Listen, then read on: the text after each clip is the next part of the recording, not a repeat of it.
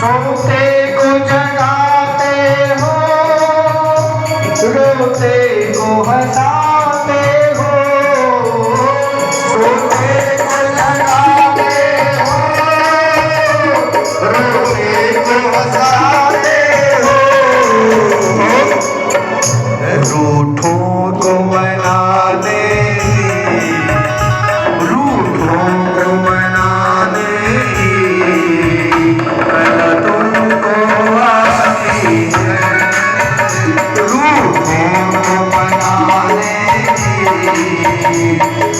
तुमको आती है। काम तेरी मुरली आकर लाती है। काम तेरी मुरली आकर लाती है।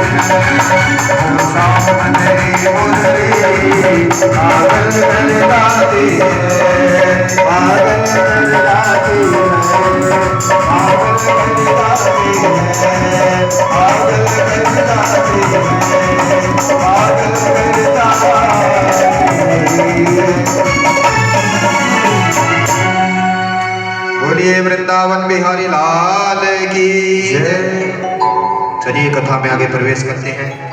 सुखदेव जी ने कहा, हे परीक्षित, मार्गशीर्ष मास में प्रातः काल ब्रह्म मुहूर्त में स्नान करने से बहुत से पुण्य मिलते हैं, सभी पाप नष्ट हो जाते हैं।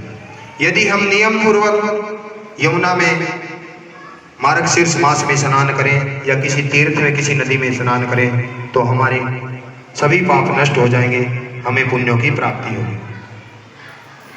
श्री कृष्ण हमारे पति होंगे, ऐसा श्री राधा आदि गोपियों ने सोच करके कृष्ण पक्ष प्रतिपदा से लेकर के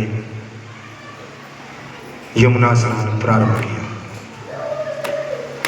गोपियां स्नान करके ये वरदान मांग रही हैं कि भगवान श्री कृष्ण हमारे पति हैं।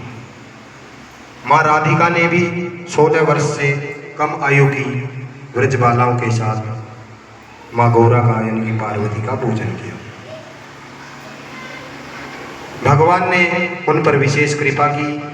एक बार मेरे गोविंद ने देखा कि सभी व्रजबालाएं, सभी गोपियां माँ यमुना में स्नान कर रही हैं, निर्वस्त्र होकर के स्नान कर रही हैं। भगवान ने उनको शिक्षा देने के लिए उनके वस्त्र उठा करके एक पेड़ पर चढ़ गए और पेड़ पर चढ़ करके मधुर मधुर मुरली की तान बजाने लगे।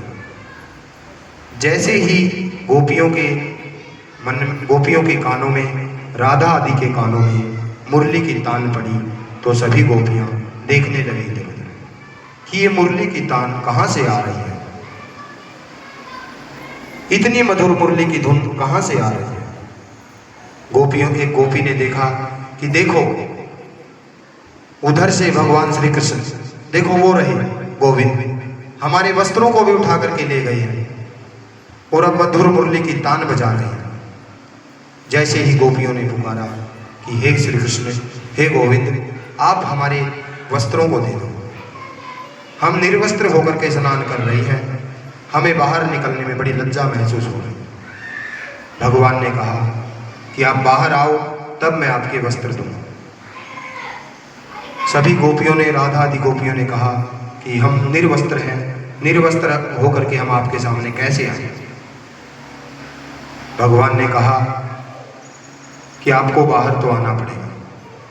तब सभी गोपियों ने सोचा कि पूरा समाज, पूरा नगर, पूरा गांव हमें निर्वस्त्र देखे, इससे तो अच्छा है कि हमारे गोविंद ही निर्वस्त्र देख ले।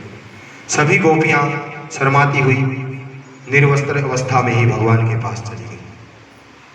भगवान ने सभी गोपियों को, व्रज की बालाओं को, सभी गोपियों को उनके वस्त्र दे दिए और शिक्षा दी कि कभी भी हमें निर्वस्त्र स्नान नहीं करना चाहिए। निर्वस्त्र स्नान करने से हमारे पुण्य क्षीण हो जाते हैं, पापों में वृद्धि हो जाती है। इस प्रकार का संदेश भगवान ने गोपियों को दिया। बोलिए जय श्री राधे।